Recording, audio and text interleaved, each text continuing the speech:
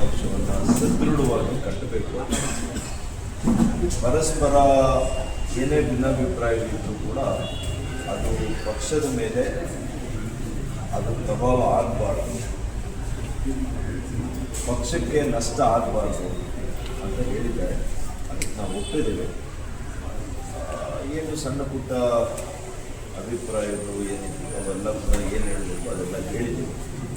ಒಟ್ಟಾರೆಯಾಗಿ ನಾವೆಲ್ಲ ಕೂಡ ಪಕ್ಷದ ಒಂದು ಅಡಿಯಲ್ಲಿ ಪಕ್ಷಕ್ಕೆ ಯಾವುದೇ ರೀತಿ ನಷ್ಟ ಆಗದಂತೆ ಸದೃಢವಾಗಿ ನಮ್ಮ ಕಾರ್ಯಕ್ಷೇತ್ರದಲ್ಲಿ ಕಾರ್ಯವ್ಯಾಪ್ತಿಯಲ್ಲಿ ಹೇಗೆ ಸಂಘಟನೆ ಮಾಡಬೇಕು, ಹೇಗೆ ಪಕ್ಷವನ್ನು ಒಳ್ಳೆಯ ರೀತಿಯಲ್ಲಿ ಕಟ್ಟಬೇಕು ಅನ್ನೋದ್ರ ಬಗ್ಗೆ ಹೆಚ್ಚಿನ ಅಂಶಗಳು ಚರ್ಚೆ ಆಗಿದೆ. ಜಿಲ್ಲಾ ಮಟ್ಟದಲ್ಲಿ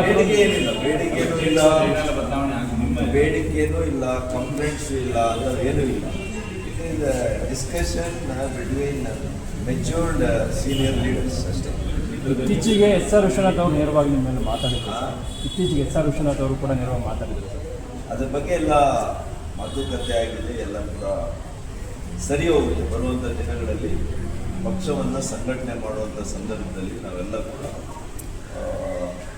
ಸ್ವಲ್ಪ ವ್ಯತ್ಯಾಸಗಳನ್ನೆಲ್ಲ ಕೂಡ ಹೊಟ್ಟೆಯಲ್ಲಿಟ್ಕೊಂಡು ಪಕ್ಷದ ಹಿತದೃಷ್ಟಿಯಲ್ಲಿ ನಾವೆಲ್ಲ ಕೂಡ ಒಂದು ಒಳ್ಳೆ ನಿರ್ಧಾರಗಳನ್ನ ತಗೊಳ್ತೀವಿ. ವೈಯಕ್ತಿಕ ಯಾವುದೇ ವಿಚಾರಗಳು ಹಿಂದೆ ಇಲ್ಲ. ವೈಯಕ್ತಿಕವಾಗಿ ಏನೂ ಇಲ್ಲ. ವೈಯಕ್ತಿಕವಾಗಿ ಏನೇ ಇದ್ರೂ ನಾನು ಹೇಳಿದ್ದೀನಲ್ಲ, ಈಗ ಅದನ್ನೆಲ್ಲ ಕೂಡ ಹೊಟ್ಟೆಯಲ್ಲಿಟ್ಕೊಂಡು ಮರಿಬೇಕಾಗಿದೆ ಮತ್ತು ಮುಂದೆ ಸಾಗಬೇಕಾಗಿದೆ. ಹೊಟ್ಟೆಯಲ್ಲಾಗುವ ಹುಣ್ಣು ಆಮೇಲೆ ಹೊರಗಡೆ ಬಂದಿದೆ ಅಂತ ಮತ್ತೆ ಅದೇನು ಬರೋದು. ಪಕ್ಷವನ್ನು ಸದೃಢವಾಗಿ ಕಟ್ಟಬೇಕು. ಪರಸ್ಪರ ಏನೇ ಭಿನ್ನಾಭಿಪ್ರಾಯಗಳಿದ್ದರೂ ಕೂಡ ಅದು ಪಕ್ಷದ ಮೇಲೆ ಅದು ಪ್ರಭಾವ ಆಗಬಾರ್ದು, ಪಕ್ಷಕ್ಕೆ ನಷ್ಟ ಆಗಬಾರ್ದು ಅಂತ ಹೇಳಿದ್ದಾರೆ. ಅದಕ್ಕೆ ನಾವು ಒಪ್ಪಿದ್ದೇವೆ. ಏನು ಸಣ್ಣ ಪುಟ್ಟ ಅಭಿಪ್ರಾಯಗಳು ಏನಿದೆ ಅವೆಲ್ಲ ಕೂಡ ಏನು ಹೇಳಬೇಕು ಅದೆಲ್ಲ ಹೇಳಿದ್ದೀವಿ.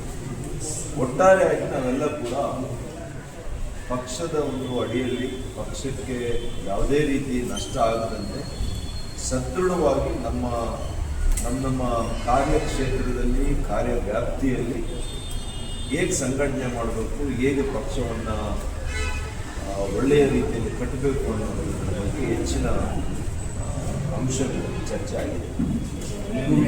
ಜಿಲ್ಲಾ ಮಟ್ಟದಲ್ಲಿ ಬೇಡಿಕೆಯೂ ಇಲ್ಲ, ಕಂಪ್ಲೇಂಟ್ಸು ಇಲ್ಲ, ಏನೂ ಇಲ್ಲ. It is discussion between matured senior leaders ಅಷ್ಟೇ. ಇತ್ತೀಚೆಗೆ ಎಸ್ ಆರ್ ವಿಶ್ವನಾಥ್ ಅವರು ನೇರವಾಗಿ ನಿಮ್ಮ ಮೇಲೆ ಮಾತಾಡಿದ್ದಾರೆ. ಇತ್ತೀಚೆಗೆ ಎಸ್ ಆರ್ ವಿಶ್ವನಾಥ್ ಅವರು ಕೂಡ ನೇರವಾಗಿ ಮಾತಾಡಿದ್ದಾರೆ.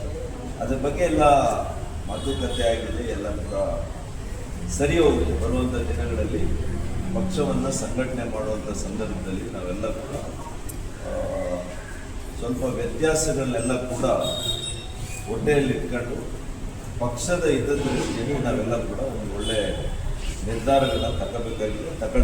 ವೈಯಕ್ತಿಕ ಯಾವುದೇ ವಿಚಾರಗಳು ಹಿಂದೆ ಇಲ್ಲ. ವೈಯಕ್ತಿಕವಾಗಿ ಏನೂ ಇಲ್ಲ.